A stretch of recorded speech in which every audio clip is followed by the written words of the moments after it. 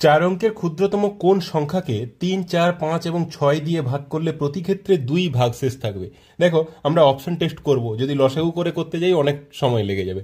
তাহলে 3, 4, 5, 6, 4 আর 5 আছে মানে ইউনিট ডিজিট অবশ্যই 0 হবে। তাহলে ইউনিট ডিজিট 0 হলে আর প্রত্যেক ক্ষেত্রে 2 ভাগশেষ থাকছে, তার মানে ইউনিট ডিজিটের সাথে যদি 2 যোগ করি তাহলে ইউনিট ডিজিট 2 হয়ে যাবে, মানে 0-র সাথে 2 যোগ করলে 2 হবে, প্রত্যেকটাই 2 রয়েছে।